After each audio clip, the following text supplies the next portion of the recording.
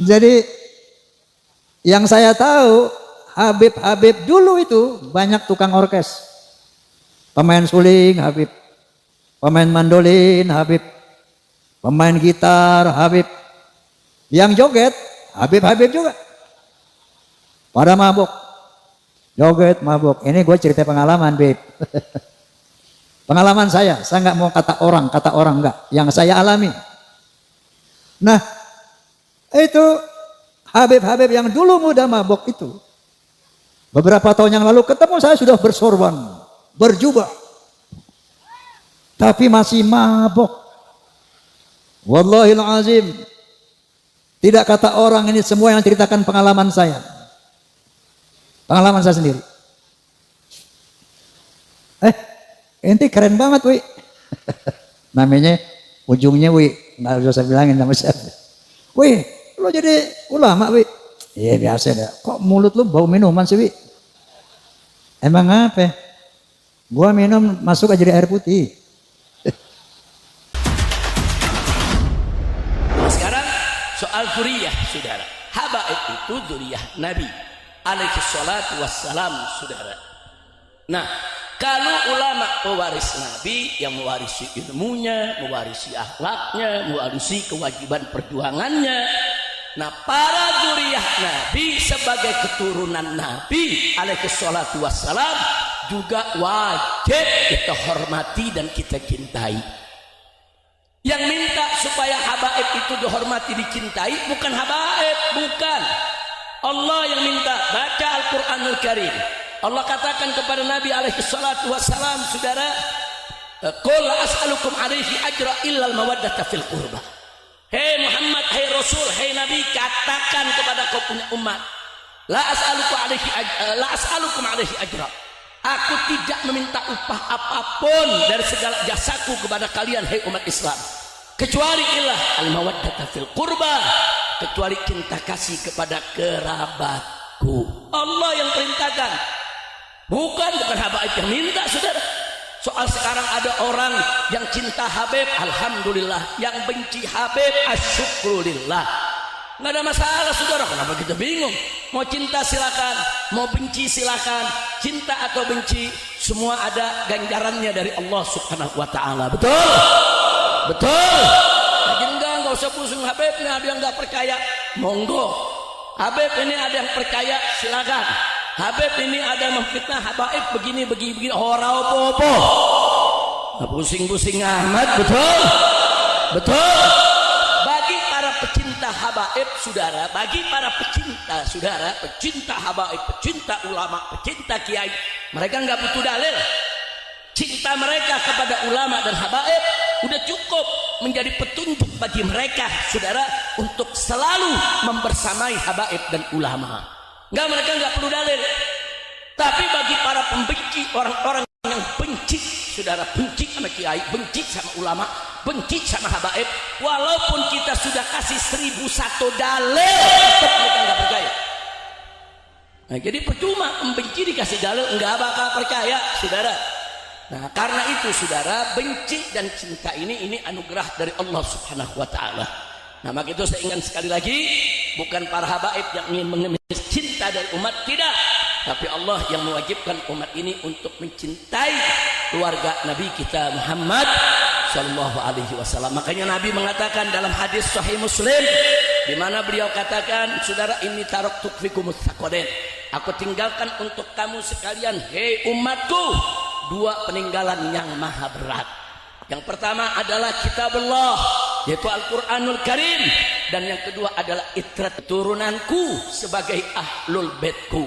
Sampai Nabi mengatakan 3 kali, udzakirukumullah fi ahli baiti, udzakirukumullah fi ahli baiti, udzakirukumullah fi ahli baiti. Aku ingatkan kamu sekalian kepada Allah tentang keluargaku, tentang keluargaku, tentang keluargaku.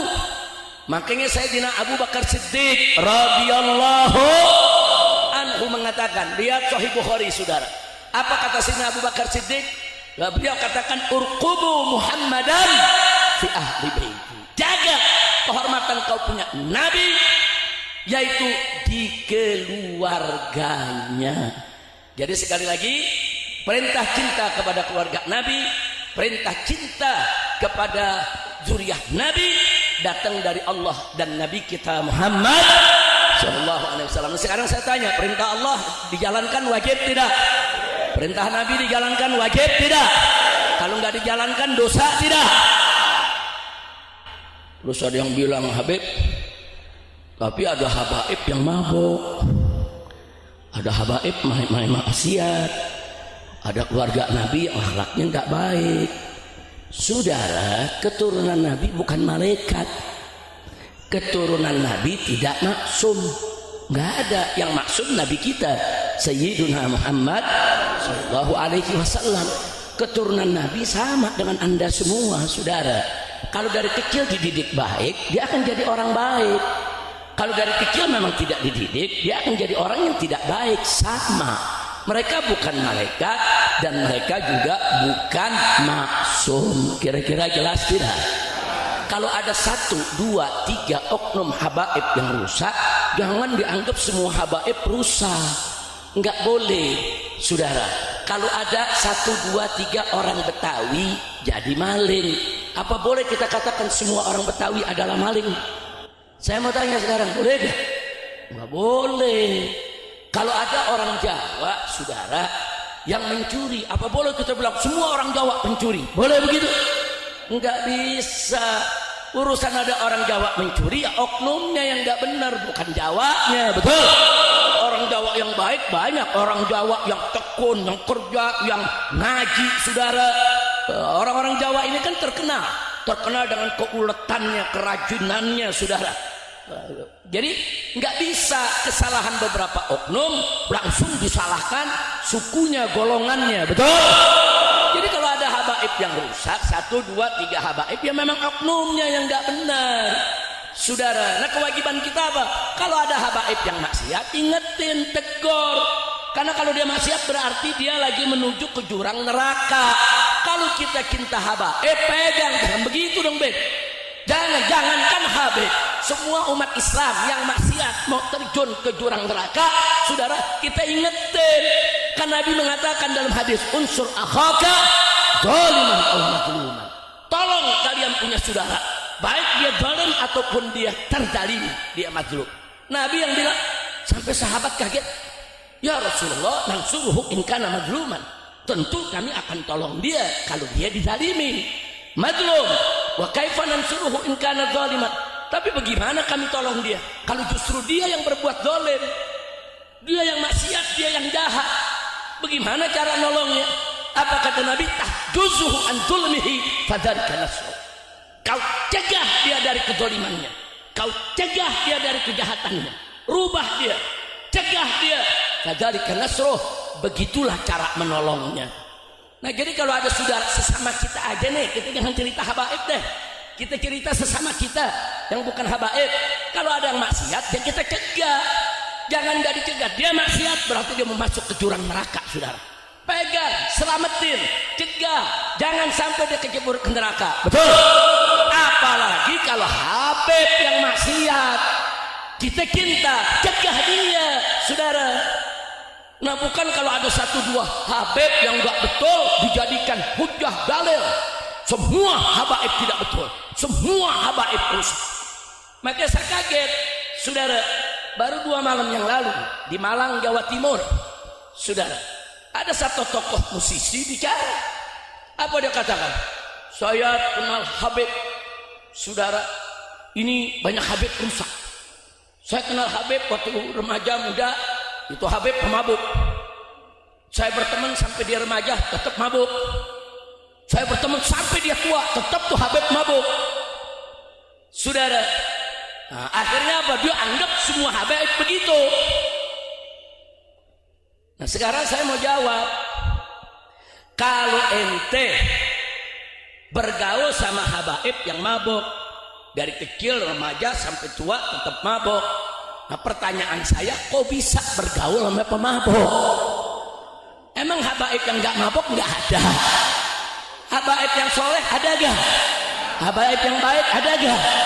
Lu bergaul sama yang baik, Seperti Kiai Ahmad, saudara, Kiai Ahmad Giren yang tadi ini saya bikin apa namanya, ikut bikin hallnya. Beliau dari kecil bergaul dengan Habib yang soleh. Sampai remaja teman-temannya Habib-Habib yang soleh. Sampai tuanya sekarang teman-temannya Habib-Habib yang soleh. Karena memang Ki Ahmadnya nyari Habib yang soleh. Nah ini yang ngomong di Malang, saya ketemu Habib temen, ini mabok, yang itu mabok, anu mabok, sampai tua mabok, lalu pilih yang mabok. Kan Nabi mengatakan dalam hadisnya, almar'u ala dini khalil. Seseorang itu sesuai agama temannya. Kita milih teman hati-hati, saudara. Kalau mau jadi orang baik, pilih teman yang baik. Bahkan kalau kita mau menikah berkeluarga, cari mertua yang baik, cari calon istri yang baik, cari calon besan yang baik, ambil dari keluarga baik-baik, sehingga rumah tangga kita akan baik. Betul? Betul? Tapi kalau kita cari mertuanya yang mabok, saudara, besan-besannya mabok semua. Nah, terus kita masuk ke sana, ya kita yang salah. Betul? Betul? Nah makanya itu yang ngomong begitu di Malang kemarin, saya mau kasih tahu dia, saudara, bukan Habib yang mabok yang salah, lu cari temen yang mabok. Jangan-jangan dia ikut mabok juga. Ya, bukan, kalau anda bergaul sama Habib yang soleh, ya diajak berbuat baik. Anda bergaul dengan kiai yang soleh, Anda diajak ngaji, Anda diajak tahlilan, diajak marhabanan, saudara. Nah kalau bergaul sama yang mabok, ya diajak mabok.